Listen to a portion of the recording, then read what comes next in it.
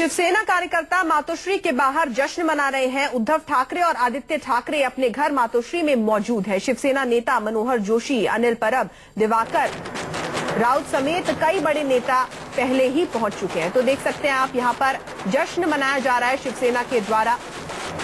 शिवसेना ने बीजेपी से किनारा कर लिया था, अकेले ही चुनावी मैदान में उतरी थी शिवसेना और शिवसेना के लिए बड़ी जीत है, बड़ा जश्न है और मातोश्री के बाहर यहां पर जश्न मनाया जा रहा है शिवसेना कार्यकर्ताओं द्वारा।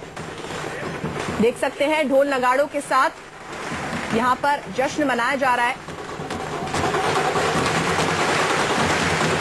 दीपक दुबे हमारे संवाददाता इस वक्त हमारे साथ फोन लाइन पर जुड़ गए हैं। दीपक, जानना चाहेंगे आपसे, शिवसेना की इस जीत को किस एंगल से देखते हैं? कितनी बड़ी जीत है शिवसेना के लिए?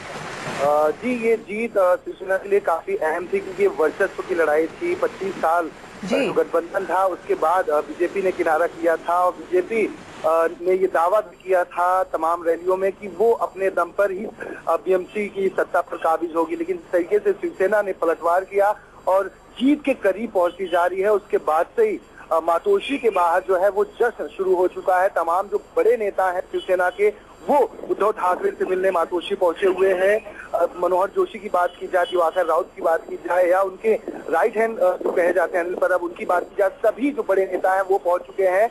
और कुछ उद्धव ठाकरे उनके करीबियों से हमारी बात में काफी खुश हैं क्योंकि ये पूरी वर्चस्व की लड़ाई थी कि किंग कौन होगा बीएमसी में। और बीजेपी ने पलटवार किया था, भ्रष्टाचार के कई सारे आरोप लगाए थे, पारदर्शिता को लेकर जो एक बड़ा मुद्दा था कि पूरे चुनाव को देखते हुए उस पर कहीं न कहीं मुंबई करों ने जो मोहर लगाई है और शिवसेना को एक बार फिर से बीएमसी के सत्ता पर काबिज किया है।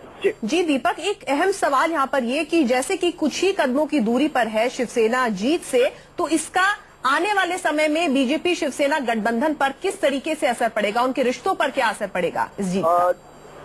जी, अब पूरे मामले में कहीं न कहीं शिवसेना अपना रुख शाम तक साफ भी कर सकती है। हालांकि उद्धव ठाकरे ने पहले भी कहा था कि यूपी चुनाव के रिजल्ट का हम वेट करेंगे, उसके बाद सारी परिस्थितियां जो हैं वो क्लियर हो जाएंगी। हालांकि जो उनके जो करीबी नेता हैं उनकी माने तो उद्धव ठाकरे इस पूरे मामले पर एक कड़ा रुख इख्तियार करते हुए एक फैसला ले सकते हैं, लेकिन अभी जल्दबाजी होगी क्योंकि बीएमसी का ये चुनाव है।